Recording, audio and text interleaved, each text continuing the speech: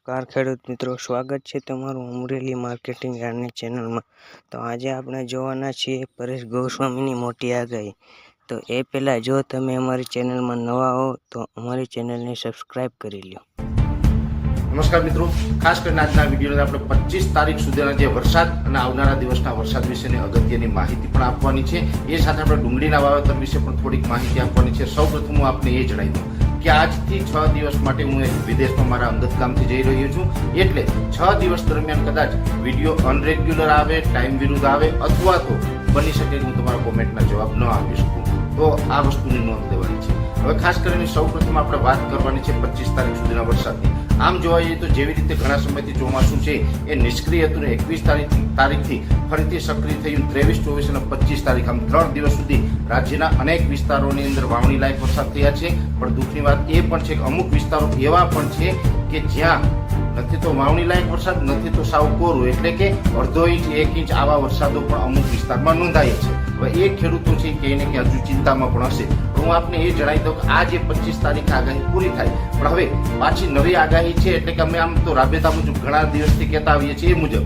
કે આજથી પાછો નવા દિવસમાં પણ નવો રાઉન્ડ છે એ ચાલુ થઈ રહ્યો છે। જોકે 26 અને 27 જૂન આ 2 દિવસ એવા હશે કે રાજ્યના અનેક વિસ્તારોની અંદર આની તીવ્રતા ઓછી જોવા મળશે અને જે વિસ્તારોમાં બિલકુલ નહીં હોય એવા વિસ્તારોની અંદર વરસાદ પણ જોવા મળશે। પણ એકંદરે જોવા જઈએ તો 26 અને 27 તારીખ ઘણા બધા ફેરફારો છે એ હવામાનની અંદર જોવા મળી શકે છે અને 28 તારીખથી છે એ વરસાદનો સાર્વત્રિક રાઉન્ડ ગણી શકાય, એટલે કે ઓલ ઓવર ગુજરાતની અંદર। અને 28 તારીખથી વરસાદનો રાઉન્ડ ચાલુ થઈ રહ્યો છે એ લગભગ 4 અથવા તો 5 જુલાઈ સુધી ચાલે તેવી પણ શક્યતાઓ છે। એટલે 4 થી 5 જુલાઈ સુધી કન્ટિન્યુ રાજ્યભરની અંદર સાર્વત્રિક વરસાદ છે એ આપણે ગણી શકાય છે। એટલે આમ જોવા જઈએ તો હજુ આપણે વાવણી લાયક જે વરસાદ ગણી શકાય અને વાવણી અત્યારે જે આ જૂન મહિનાના એન્ડમાં પણ થઈ જાય છે એ આપણે મોડું નથી, જે અમે દરરોજ કહેતા આવ્યા છીએ, જેની દરેક મિત્રોએ નોંધ લેવાની છે। બીજી વાત એ કરવાની છે કે અત્યારે આપણે જોવા જઈએ તો રાજ્યની અંદર અલગ અલગ પ્રકારના જે ખરીફ પાકનું વાવેતર થતું હોય, જેમાં કપાસ હોય, મગફળી હોય, એરંડા હોય, સોયાબીન છે, અથવા તો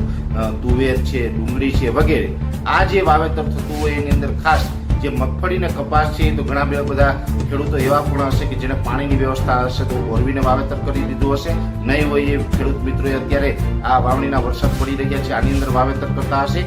તુવેર અને એરંડા આ પાક છે એના માટે પણ હજુ આમ તો સમય ઘણો બાકી છે, કેમ કે ઓગસ્ટ મહિનાની અંદર તુવેર અને એરંડાનું વાવેતર છે એ કરવું ખૂબ યોગ્ય રહેતું હોય છે હવામાનની દ્રષ્ટિએ, અને જે ઉત્પાદન લેવાનું હોય એ દ્રષ્ટિએ પણ આપણા માટે ખૂબ યોગ્ય છે કે આપણે તુવેર અને એરંડાનું વાવેતર છે એ ઓગસ્ટ મહિનામાં કરીએ। એવી જ રીતે આ વખતે મારે દરેક ખેડૂત ભાઈઓને અપીલ કરવાની છે, ઘણા બધા ખેડૂત ભાઈઓ છે એ ચોમાસું ચાલુ થાય પછી જુલાઈ મહિનાની અંદર, એટલે કે 15 જુલાઈ પછીથી ગમે ત્યારે ડુંગળીનું વાવેતર કરતા હોય છે।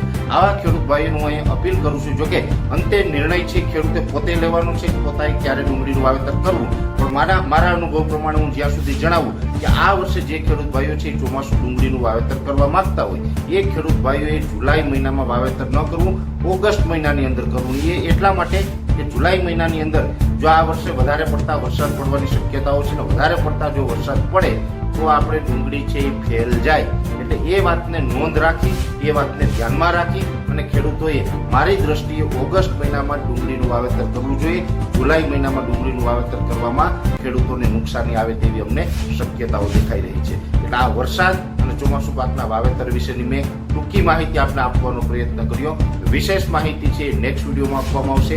અત્યારે આ વિડીયોની અંદર એટલું જ। અંતમાં દરેક મિત્રોને વિનંતી રહેશે કે વિડીયોને લાઈક આપી અને દરેક ગ્રુપમાં શેર કરી દેવો, અને જે મિત્રો આપણી ચેનલને સબસ્ક્રાઇબ ન કરેલી હોય એ મિત્રોએ ચેનલને સબસ્ક્રાઇબ કરી હાલ જ આપશો। ધન્યવાદ।